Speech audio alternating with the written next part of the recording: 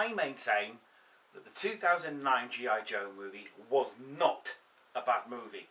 Was it a good G.I. Joe movie? Well, time will tell. I think they did the best with what they had.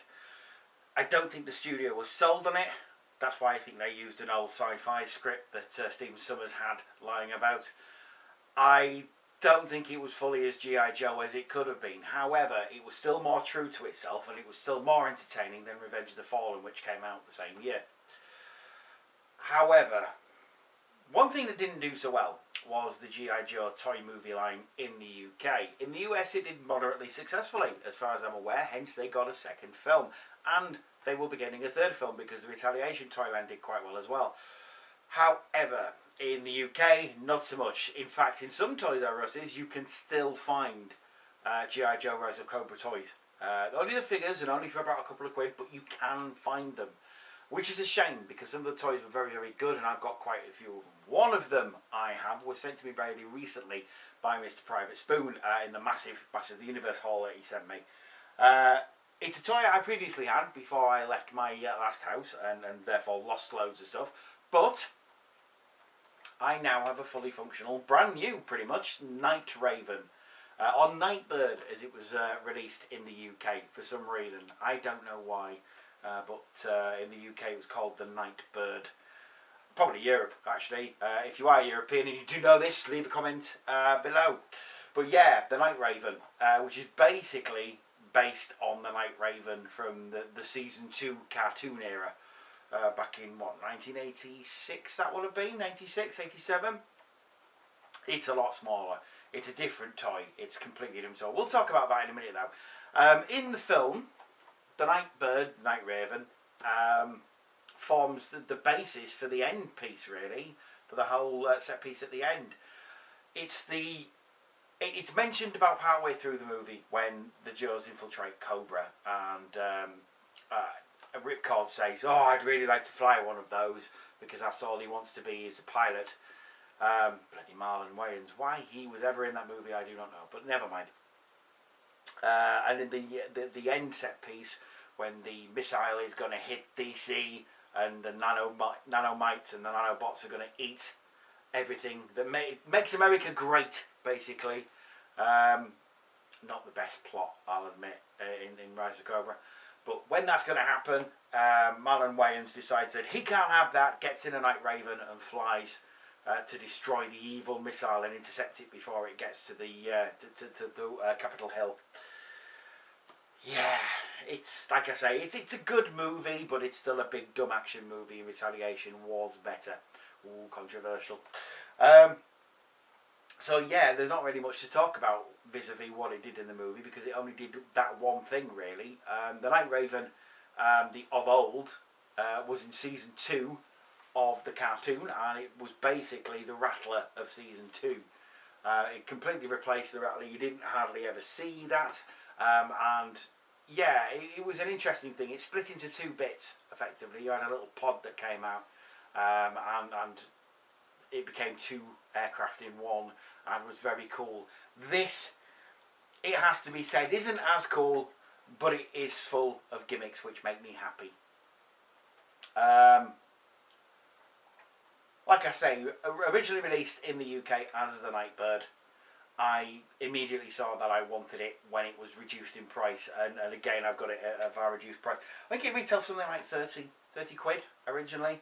Far too much for what it does, but you know, it's a moderately big kids toy. I'd say if Transformers, it's kind of a leader class, but it's got quite a few gimmicks on it, and it makes it pretty cool. You do get a figure with it, and the way you release the figure is you have an air brake on top here, and you pull on that air brake, and boom, you get a cockpit which comes down, which I think is pretty cool. I do like that a lot. We'll have a look at the figure first. He's called the Aero Viper in Europe. He's the Air Viper in the US, and he's not especially interesting, it has to be said.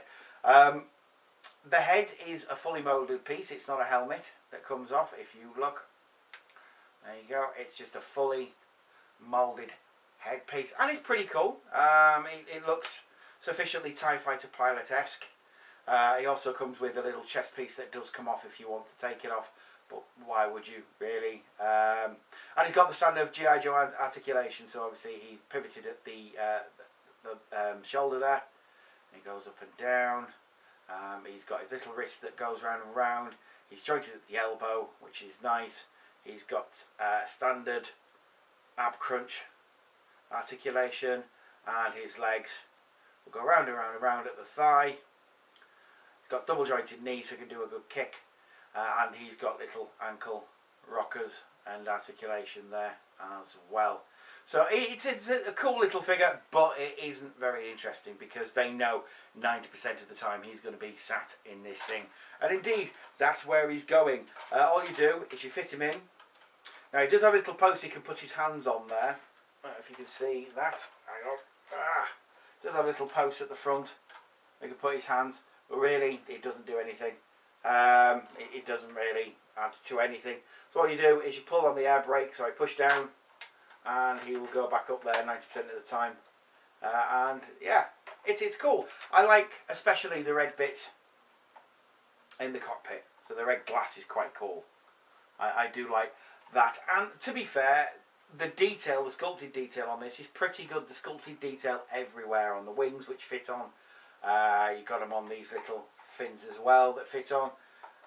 Fins at the back. These all plug into place, as does the main shaft of the plane. And you get landing gear, which sadly doesn't move. It is just a static piece of plastic, but it does go up like so, and it makes quite a nice sort of lithe, aerodynamic, sleek looking plane. I like it anyway. It's got red bits and missiles in there, which I will show you how they work in a bit. It's got red bits at the end because there is light and sound on this thing. Oh yes, indeed you do. We shall do the least interesting sound that it does, which is basically the afterburners. What you basically want to do is you have an on-off switch to save the battery. It takes, I think it's 2 AA's. I think it's been a while since I've done this. Yeah, I think it was 2 AA's it takes. So yeah, you have a switch so you can turn it on and off and save your battery. And it's got 3 buttons at the bottom here. The grey bits that you can see. And if you press that one and look at the bottom bits on the afterburners.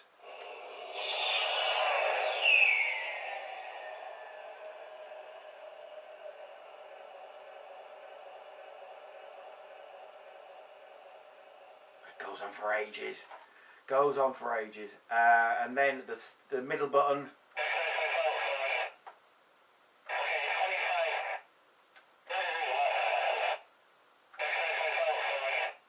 And 3 bits of radio chatter.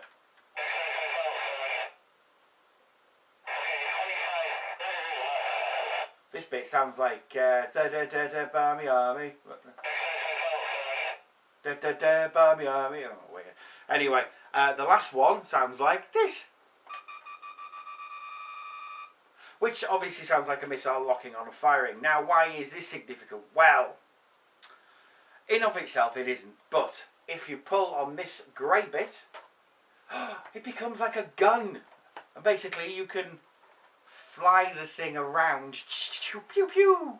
And more interestingly, if you take this bit and cock it like a shotgun, like so, and then aim it at the camera, basically it fires like that, and then fires again and fires again. You notice the missiles aren't coming out. Reason for that, because you're supposed to go every time, cock it like so.